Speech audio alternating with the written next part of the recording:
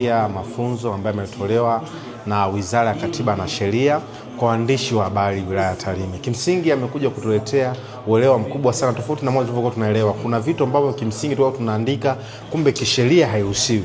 Lakini kupitia mafunzo haya tumeweza kujifunza, na vile vile tumepata fursa mbalimbali ya kuonana na wanasheria kutoka Wizara ya Katiba na Sheria kutoka Dodoma. Vile vile tumewabadilishana mawazo na waandishi ambao kimsingi tulikuwa hatupati nafasi ya kukutana, tofauti tunakutana kwenye majukwaa mbalimbali tunapoenda kuandika habari. Kwa hiyo mafunzo haya yamekuwa chachu kubwa na maendeleo katika tasnia yetu ya habari. Na vile vile nitoe wito kwa wale ambao wanakuwa fursa hizi zinakuja, wajitokeze kwa ajili ya kujifunza, kwa sababu ni kwa ajili ya watu wote. Kwa hiyo niwapende kuwakaribisheni watu watakaposikia fursa hizi pia waweze kujiunga na kusikiliza fursa hizi. Asanteni sana.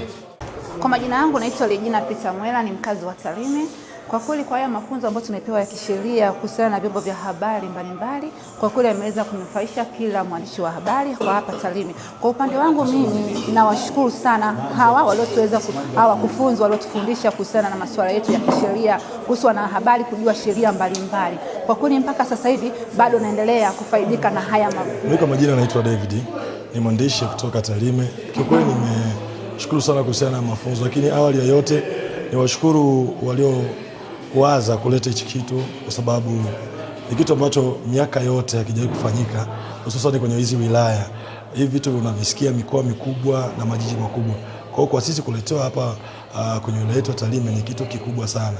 Kwanza tushukuru ndugu zetu ambao wametuletea haya mafunzo, lakini pia tumshukuru yule ambaye alikaa akawaza, lakini pia tushukuru wale wakuu ambao ni wakubwa ambao walitoa ruksa ya kuweza kupata mafunzo haya. Mafunzo haya yamewajenga sana waandishi wa Tarime, na kuanzia sasa utaona kuna mabadiliko makubwa sana wa kujisimamia, lakini pia katika kuripoti matukio mbalimbali. Lakini pia tumshukuru mwenyekiti wa waandishi Tarime ambao ni ndugu Jacobo, amefanya kitu kikubwa sana, kwa sababu tumeona katika kuingia tu ametuletea mafunzo ambayo ndio kwa mara ya kwanza haya hapa, lakini sisi tutaendelea kumpa ushirikiano, lakini pia tutaendelea kufanyia kazi yote ambayo tumejifunza katika semina hii, ikiwa leo ni siku ya pili, kesho tutakuwa tunamaliza. Asante, naitwa Elena Magabe, ni mwandishi wa habari, ni makamu mwenyekiti wa Umoja wa Waandishi wa Habari na Wapiga Picha Tarime.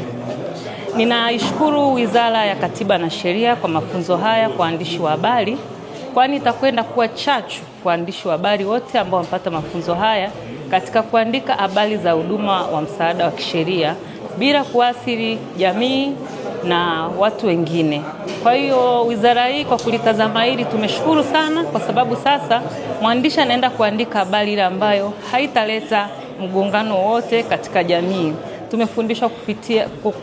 Tumefundishwa kwa upande wa ardhi, tumefundishwa ukatili wa kijinsia, hatimaye tumeletwa kwetu sisi kwenye isibati. Kwa hiyo tunashukuru, tumejifunza vitu vingi na vinaenda kutujenga. Kwa pia kuna msimamo mkali wa pande. Kuna mtu anasema wewe umeshindwa kutii matakwa ya mkataba, mimi nakushtaki. Mtu anasema usinishtaki, mimi nitakulipa. Hapana, lazima nikupeleke mahakamani. Kwa hiyo pia inakuwa na kumbana na changamoto. Kwa majina naitwa Peter, na kimsingi nimefurahi